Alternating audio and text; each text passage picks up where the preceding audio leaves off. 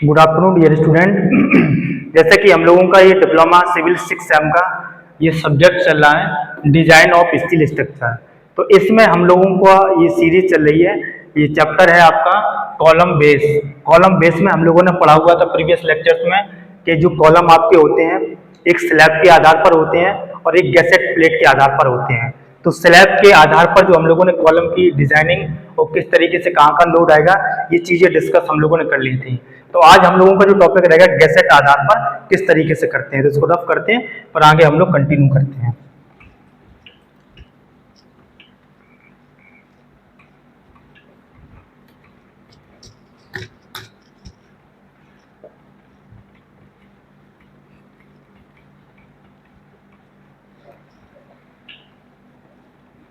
देखिए इसमें होता क्या है कि गैसेट आधार पर हम लोग किस तरीके से किसी भी कॉलम को डिजाइनिंग करेंगे। तो इसमें देखेंगे हम लोग मेन होता है गैसेट आधार।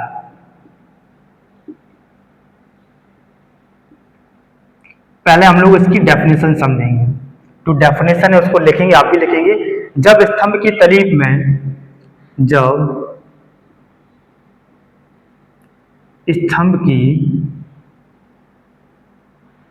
में जब स्तंभ की तली में आधार प्लेट की मशीनिंग आधार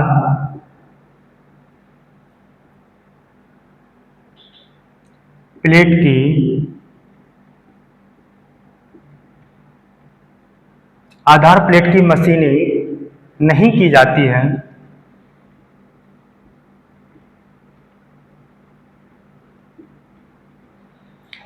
जाती है तब स्तंभ के गैसेट प्लेटों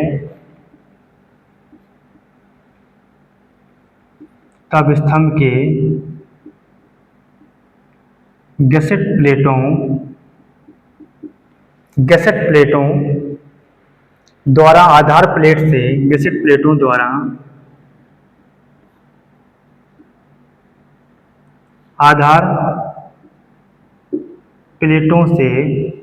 आधार प्लेटों से जोड़ा जाता है।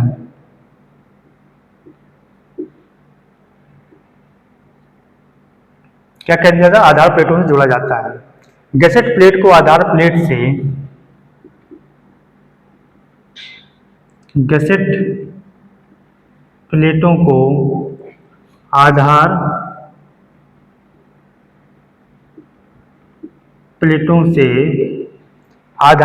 से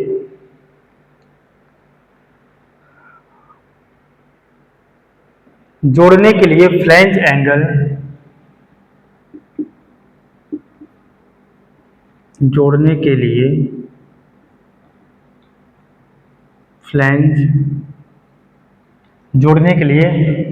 एंगल प्रयोग किए जाते हैं।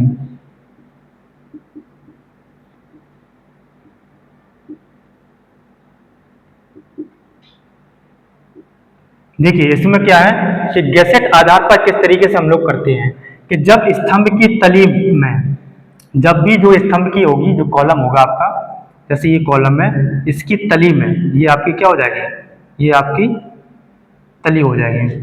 प्लेट की मशीनिंग नहीं की जाती है। तो यहाँ पर जो प्लेटें होती हैं इनकी क्या होती है, मशीनिंग के थ्रू हम लोग बेस प्रदान करते हैं। मशीनिंग नहीं की जाती है तो स्तंभ की गैसेट प्लेटों द्वारा, तो स्तंभ की जो गैसेट प्लेटें भी हम लोग यहाँ पर प्रदान करते हैं, किसी भी कॉलम में लगा देते हैं हम लोग। गैसेट प्लेटों द्वारा आधार प्लेटों से जोड़ा जाता है। गैसेट प्लेटों को आधार प्लेटों से जोड़ने के लिए फ्लैंज एंगल भी प्रयोग किए जाते हैं। देखिए जब भी हम लोग कॉलम की डिजाइनिंग करते हैं तो वहाँ पर गैसेट प्लेटें भी लगाई जाती हैं उस कॉलम में। तो जब गैसेट प्लेटें लगाएंगे तो उन गैसेट प्लेटों को हम लोग, जो एक आधार प्लेट होती है, उन आधार प्लेटों से कहने की हम लोग क्या करते हैं, जोड़ देते हैं। तो जब जोड़ देंगे तो प्रॉपर रूप से आपका क्या होगा, उसमें जो भी आपका एक स्ट्रेंथ होती है वो सही से कहीं ना कहीं वहाँ से मिल जाती है। तो इसके लिए हम लोग इस सारी चीज़ें वहाँ से देखते हैं। अब नेक्स्ट है आधार प्लेट की। देखिए इसमें एक न्यूमेरिकल पोर्शंस भी है, हम न्यूमेरिकल पोर्शंस भी करेंगे। इसमें कहा गया है कि मतलब जो भी आपका एक कॉलम है उस कॉलम को किस तरीके से हम लोग डिजाइनिंग करते समय उन चीजों को ध्यान देंगे। तो इसको पहले रफ कर देते हैं हम लोग।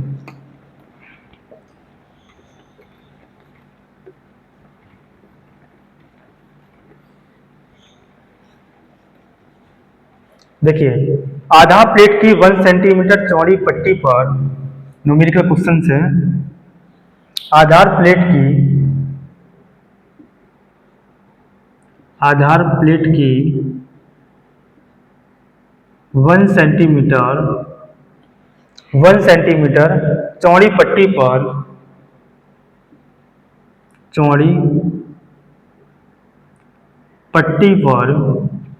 चौड़ी पट्टी पर विचार करने पर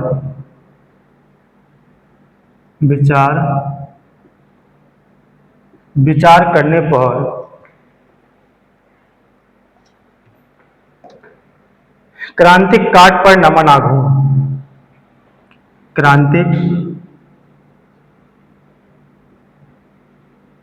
क्रांतिक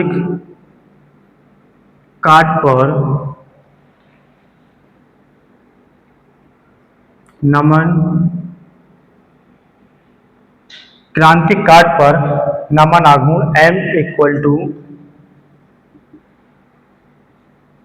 WL² 2। नमन आघूर्ण क्या मानते हैं हम लोग? M जो बेंडिंग मूवमेंट होता है, M इक्वल टू WL² 2। तो इसको करेंगे परिच्छेद पर प्रतिरोध आघूर्ण, परिच्छेद का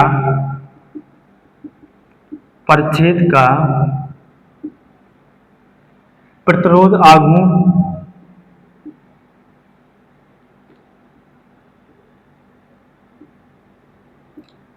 आघूर्ण कितना होगा आपका?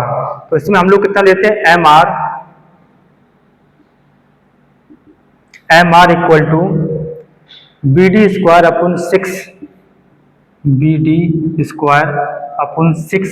Equal to F। अब इसमें एक चीज और है कि B हमारे पास है वो 1 सेंटीमीटर है आपका। B क्या आपका? 1 सेंटीमीटर हम लोग मानेंगे। जो यहाँ पर लिया था ना हम लोग, आधा प्लेट की चौड़ाई 1 सेंटीमीटर चौड़ी पट्टी पर मानेंगे। तो B आपका 1 सेंटीमीटर यहाँ से है आपका। तो यहाँ से जब हम लोग निकालेंगे तो MR इक्वल टू, जो फॉर्मूला आपके पास क्या है? MR का है BD² 6 इंटू F। तो यहाँ से B की वैल्यू हमारे पास कितनी है आपकी? 1 और D है आपका, तो D को हम लोग D मान लेंगे। 1 इंटू D² 6 और F की वैल्यू है आपके पास। F की वैल्यू कितना है आपका? सिग्मा BS रख सकते हैं हम लोग। F की जगह पे क्या रख सकते हैं? सिग्मा BS भी रख सकते हैं हम लोग F की जगह पे। इसमें क्या कर लेंगे हम लोग? F equal to sigma BS हम लोग यहाँ से मान लेंगे। तो अब इसके बाद क्या करेंगे? नमन आघूर्ण को प्रतिरोध आघूर्ण में समतुल रखने पर, नमन आघूर्ण को यहाँ पर लिखेंगे, नमन आघूर्ण को प्रतिरोध आघूर्ण में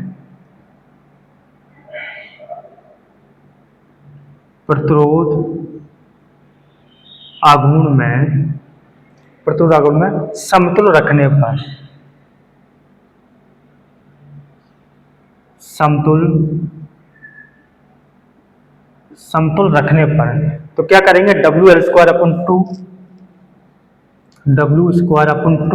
तो WL² हो जाएगा WL² 2 equal to 1 into D² 6 into sigma BS।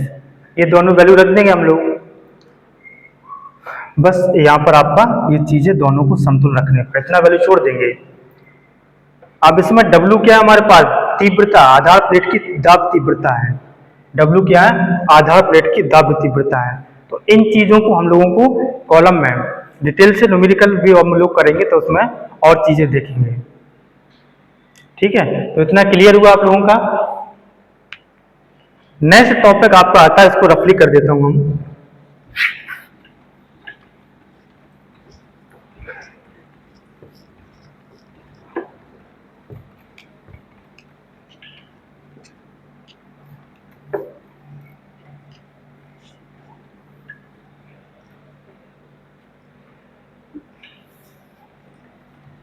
देखिए नेक्स्ट आपका अनुज्ञेय प्रतिबल क्या होते हैं किसी भी कॉलम में। अनुज्ञेय प्रतिबल क्या होते हैं और इनकी मान को हम लोग किस तरीके से रखते हैं।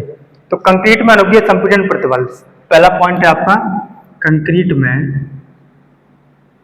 अनुज्ञेय संपीड़न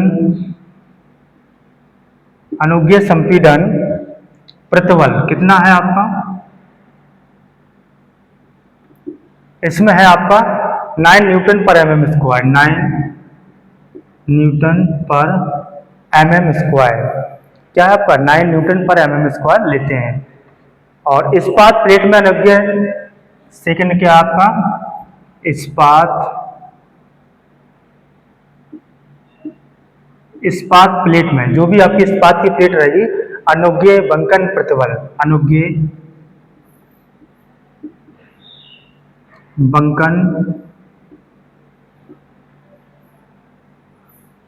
बंकन प्रतिबल कितना लेते हैं हम लोग, लेते हैं 185 न्यूटन पर mm स्क्वायर। नेक्स्ट आपका इस्पात के धारण प्रतिबल, इस्पात में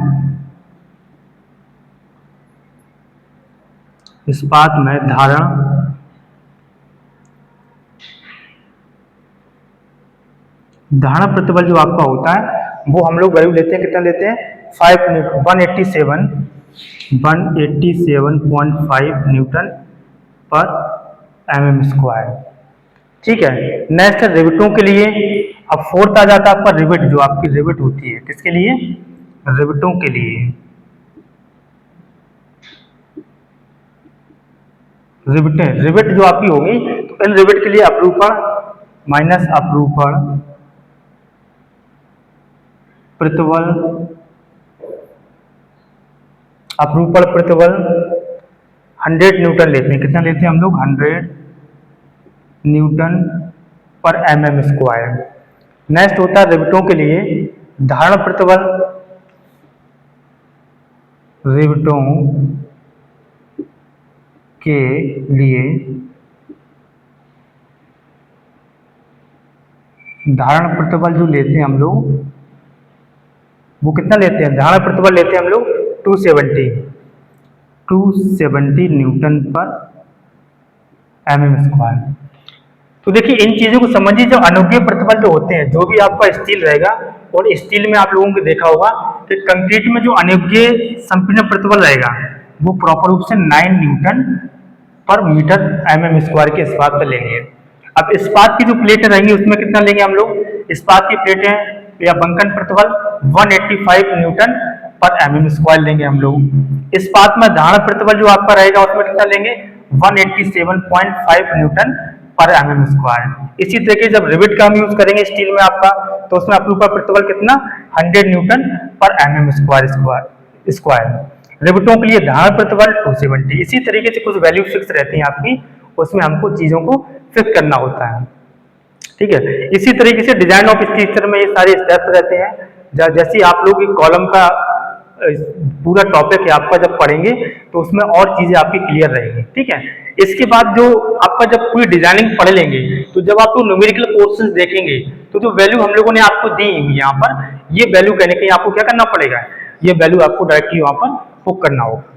अवकल्पन के चरण अब नेक्स्ट आता है आपका कौन सा, कि जब भी हम लोग अवकल्पन करेंगे किसी कॉलम का, क्या करेंगे अवकल्पन, तो अवकल्पन के स्टेप्स कौन कौन से रहते हैं। ठीक है, तो अवकल्पन पे स्टेप्स हम लोग नेक्स्ट टॉपिक में आपको बताएंगे जब भी नेक्स्ट लेक्चर रहेगा। ठीक है, लेकिन इसमें आप लोग पहले ये चीजें क्लियर समझ लीजिए, और कॉलम के जो आपके एक साइज रहते हैं, शेप रहते हैं, वो आप लोग भी समझ लीजिए।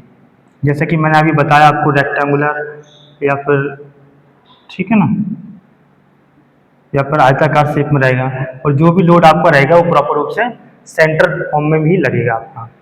तो अवकल्पन के जब चरण रहेंगे उसमें हम लोग देखेंगे चीजों को, स्तंभ पर कार्यरत व कंक्रीट में अनुज्ञेय संपीड़न प्रतिबल, कैसा अनुज्ञेय संपीड़न प्रतिबल कार्य करेगा आपका, गैसेट प्लेट में कितनी मोटाई आपकी होती है, ये चीजें भी आपको उसमें देखना पड़ेगा।